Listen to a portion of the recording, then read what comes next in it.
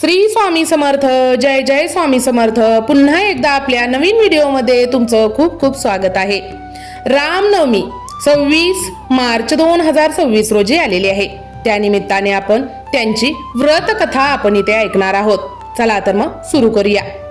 रामायण आणि रामचरित्र मानस पवित्र ग्रंथ आहेत.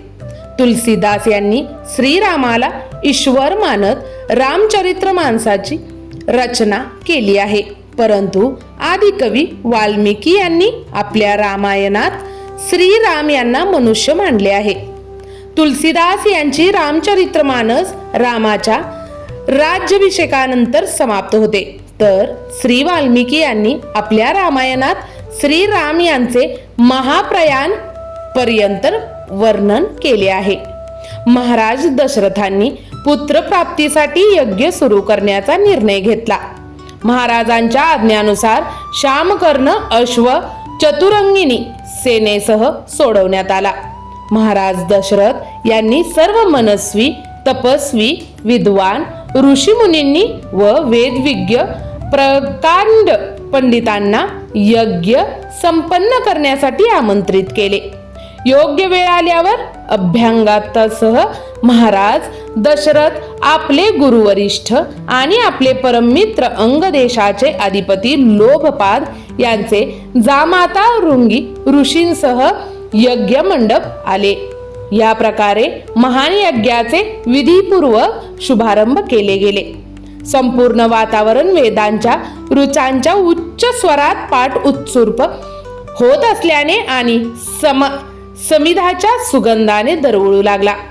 सर्व पंडित ब्राह्मण ऋषींना योग्यतेनुसार धनधान्य गो इतर भेट देऊन विदा करत यज्ञ समाप्ती झाली.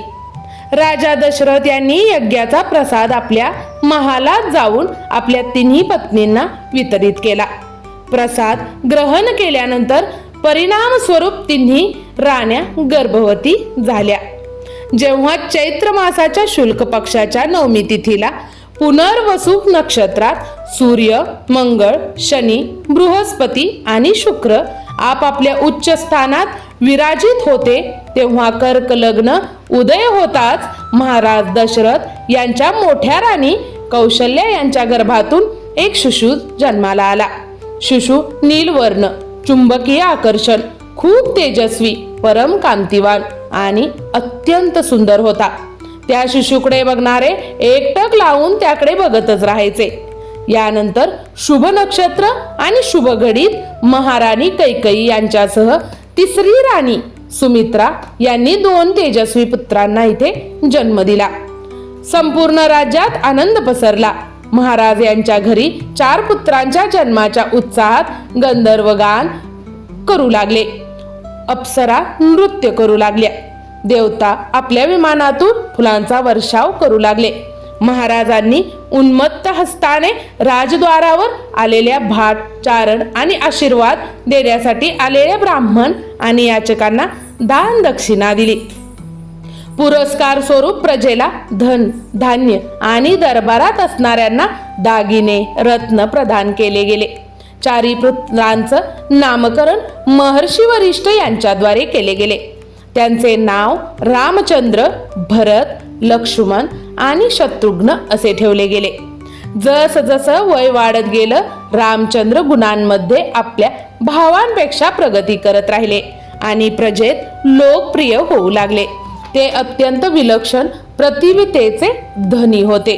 परिणाम स्वरूप अल्पकाळातच सर्व विषयांत पारंगत झाले. ते सर्व प्रकारच्या अस्त्र शस्त्र हाताळणे आणि हत्ती, अश्व यांच्यासह सर्व प्रकारच्या वाहनांवर स्वारी करण्यात निपुण झाले.